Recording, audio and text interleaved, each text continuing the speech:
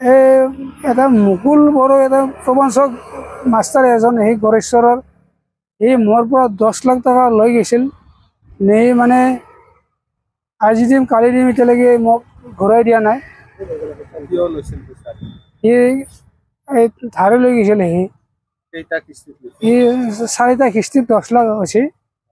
মোৰ পৰা নিয়া কিমান দিন পিছত ঘূৰাই দিম বুলি সি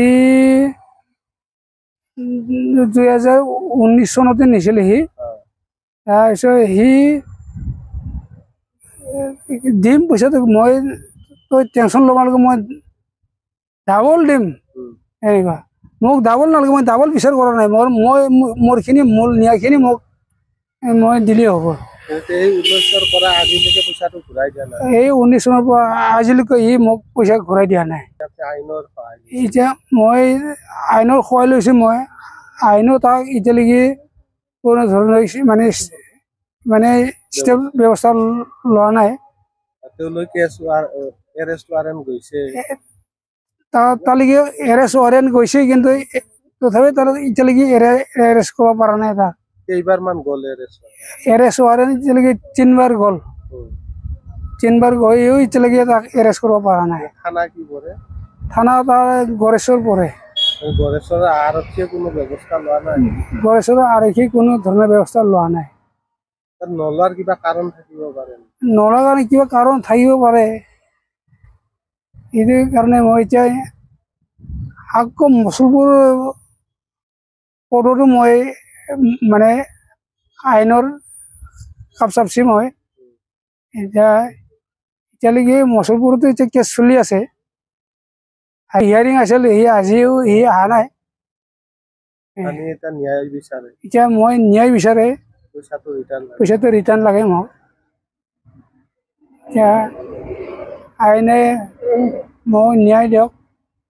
সেইটোৱেই আৰু মানুহজনে শিক্ষকতাৰ ওপৰত কিবা বেলেগ কাম কৰে সেই মানুহজনে আৰু শিক্ষকৰ বাহিৰে সি দালাল কাম কৰে সি মাটি সি আৰু ই গুৱাহাটীৰ চাংচাৰিতো সি মাটি দালাল কৰি থাকে সি তাতে এতিয়াও তাতে চাংচাৰিতে মাটি দালাল কৰি তাতেও কেছ চলি আছে আমবাৰী DC কোৰ্টত তাৰ ওপৰতে সাক্ষী হিচাপে আছিল হয় হয় হয় মই সাক্ষী হিচাপে মই স্পষ্ট পইচা দিওঁতে তেখেতে মই স্পষ্ট আছোঁ আৰু পইচা দিয়াটো সত্য কথা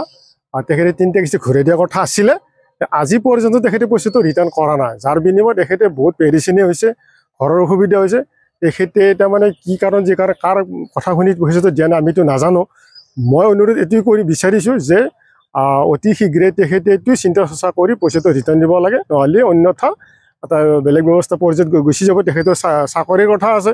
গতিকে তেখেতে এইটো ভাল চিন্তা চৰ্চা কৰি পইচাটো ৰিটাৰ্ণ দিব লাগে আৰু নহ'লে আৰু তেখেতৰ ব্যৱস্থাটো বেলেগ হ'ব মই জানাত আৰু গতিকে এইটো পইচা লোৱাটো সত্য কথা গতিকে তেখেতো এইটো ভাগবাজি মাৰিব নোৱাৰে গতিকে এইটো যিহেতু এজন গভৰ্ণমেণ্ট ছাৰ্ভিচমেন তেখেতো এইটো চিন্তা চৰ্চা কৰি পইচাটো ৰিটাৰ্ণ দিলে ভাল হয় ঘটনা আছে তেখেতে এইটো কিবা চিন্তা কৰিছে কাৰ হেল্প কৰিছে নাজানো সেইটো গতিকে অতি শীঘ্ৰে সেইটো কৰিব লাগে আৰু নহ'লে তাৰমানে তেখেতৰ হয়তো পৰ্যায়টো বেলেগ পৰ্যায় হ'ব বুলি মই ভাবোঁ আৰু মই সাক্ষী আছোঁ আৰু মই বাস্তৱত দেখা পাইছোঁ পইচাটো দিয়াটো মই নিজে গণি দিছোঁ আৰু গতিকে তেখেতে ফাঁক মাৰিব নোৱাৰে গতিকে তেখেতে এইটো সোনকালে কৰিলে ভাল হয় আৰু শামছুল হক